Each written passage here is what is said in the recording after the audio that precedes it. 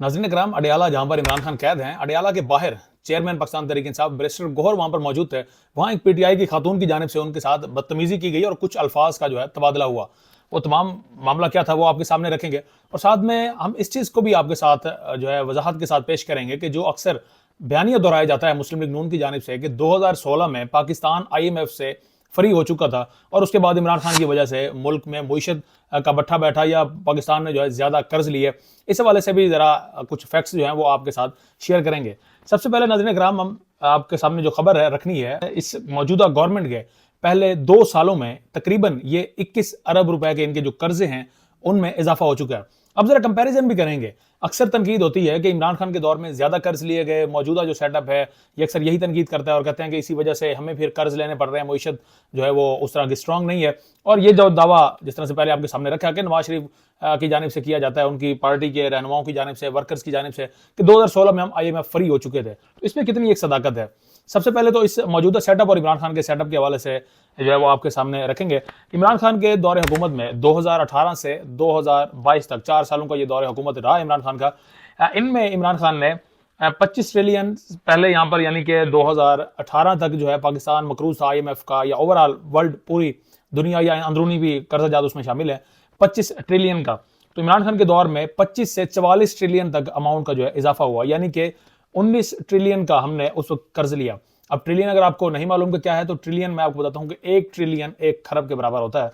तो तकरीबन यूं आप समझ लें कि 25 से 44 तक तकरीबन 19 की जो फिगर है, 19 ट्रिलियन 19 खरब रुपए का कर्ज लिया गया पाकिस्तान ने, और ये 4 सालों में लिया। उसके बाद PDM की गवर्नमेंट आई, PDM की गवर्नमेंट के साथ अब इस वक्त मौजूदा शहबाज सेटअप आया। शहबाज सेटअप कहें, हाइब्रिड रिजीम कहें, जिसको खुद भी एतराफ़ कर चुके हैं ख्वाजा आसिफ भी, हाइब्रिड रिजीम यानी कि दोनों बराबर के इक़्तिदार में है। दूसरा कौन है वो आप बेहतर समझते हैं। तो इस मौजूदा सेटअप में इनको तकरीबन अभी तक 3 साल हो चुके हैं।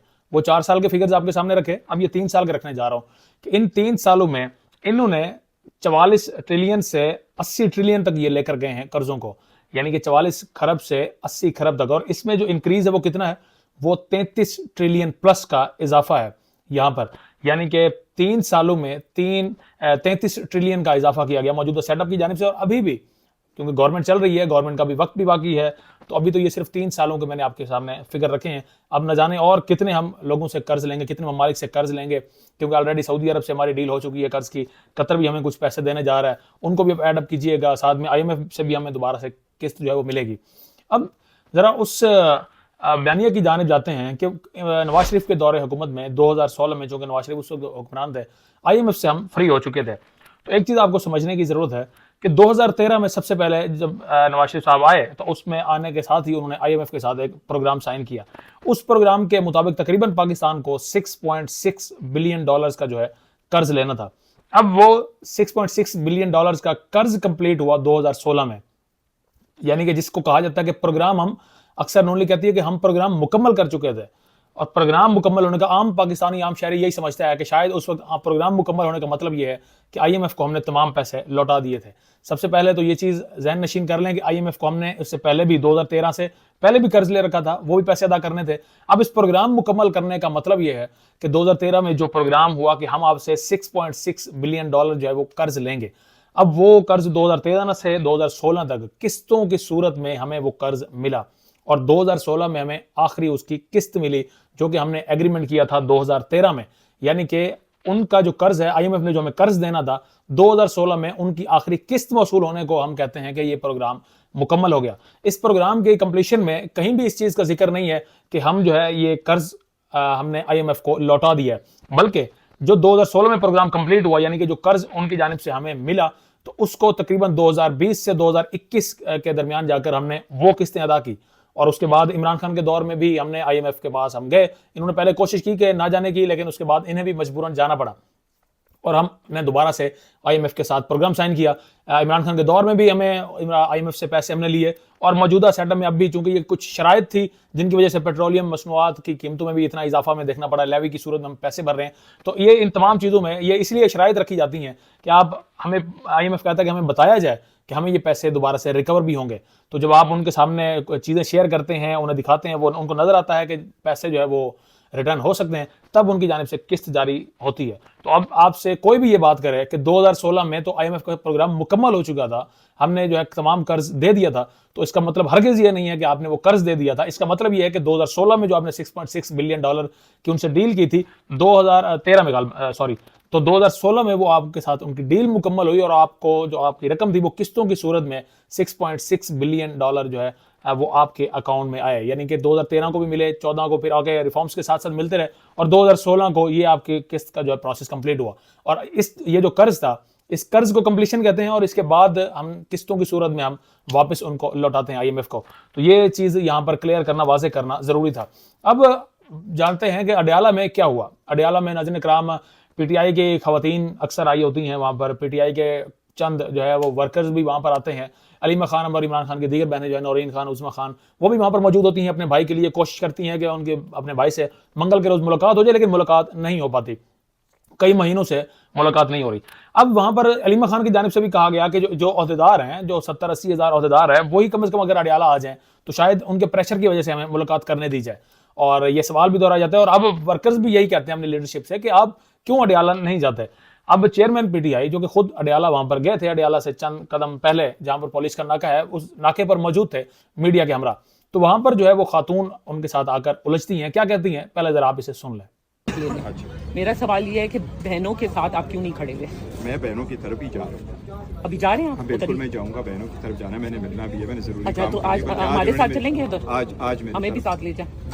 आप इनको जाने दीजिए, कब तक जाने? जाने नहीं, मैंने इनके साथ जाना है। मेरे साथ क्यों जाना है? अच्छा, वीडियो में खातून बार बार इसरार कर रही हैं कि वो उनके साथ चले इमरान खान की बहनों के पास। अब जब वो खुद भी अडयाला वहां पर मौजूद हैं, एक नाके पर रोका हुआ है उनको, तो वो कह रहे हैं कि उन्होंने मिलना है इमरान खान की बहनों से, उनकी कौन सी दुश्मनी है, वो जाकर मिल लेंगे। लेकिन वो खातून इस चीज़ पर बजिद हैं कि नहीं जनाब, आप जाएं, आप चलें हमारे साथ, और इस तरह की उनकी जानिब से बातें की जा रही हैं। और साथ में वो फिर मीडिया के हवाले से भी वहाँ पर गुफ्तगू करती हैं, इल्ज़ामात लगाती हैं। मीडिया, क्योंकि नाज़रीन इकराम वहाँ पर सुबह 9-10 बजे से मीडिया वहाँ पर मौजूद होता है, रात गए तक वहाँ मौजूद होता है, और वहाँ पर PTI की जानिब से एक पानी की बोतल तक मीडिया को नहीं दी जाती, बल्कि खुद हर चीज़ खुद परचेज की जाती है। तो वहाँ मीडिया के रिपोर्टर जो है वो बिरयानी शायद खा रहे थे, और ये वो वाली बिरयानी नहीं है जो नून लीग तकसीम करती है। इस पर वो कह रही हैं कि ये पेड रिपोर्टर्स हैं और ये जनाब यहाँ पर बिरयानियाँ खा रहे हैं। तो इस पर मीडिया की जानिब से भी एहतजाज किया गया, और बैरिस्टर गोहर चेयरमैन PTI उनकी जानिब से भी माजरत भी की गई वहाँ पर जो रिपोर्टर्स हैं उनकी जानिब से। जिस तरह से मीडिया पर इनकी जानिब से इल्ज़ामात और उंगलियाँ उठाई गई, इनको वैसे PTI के सपोर्टर्स को यह चीज़ जहन नशीन कर लेनी चाहिए कि मीडिया आपका दुश्मन नहीं है।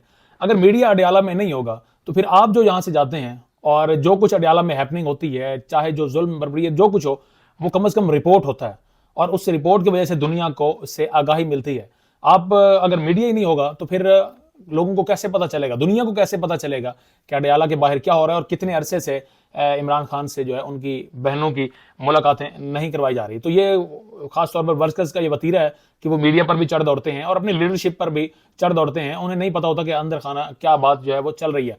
और दूसरा, इसमें एक अगर पॉजिटिविटी देखें तो एक वर्कर अपने लीडर से, चेयरमैन PTI से, एक बहुत बड़ा ओहदा है, उससे सवाल कर रहा है डायरेक्ट, और इवन के सवाल भी इस किस्म का कर रहा है कि बाकायदा से कैमरा जो है वो उन पर लगाकर सवालात किया जा रहे हैं। तो किसी अगर दूसरी सियासी जमातों की बात करें तो किसी सियासी जमात में हमें नजर नहीं आती है। पाकिस्तान पीपल्स पार्टी को आप देख लें, पाकिस्तान मुस्लिम लीग नवाज को देख लें आप, इवन कि आप MQM को भी आप देख सकते हैं, कोई आपको ऐसी सियासी जमात नजर नहीं आएगी। JUI फे उनमें वो भी शामिल उनको आप कर सकते हैं कि वो अपने पार्टी के रहनुमा से इस तरह से सवालात कर सकें।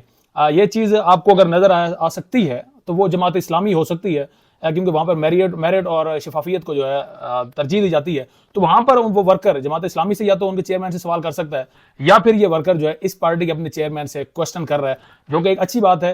क्वेश्चनिंग इस तरह से होनी चाहिए, लेकिन किसी को आप इस तरह से इरिटेट आपको नहीं करना चाहिए।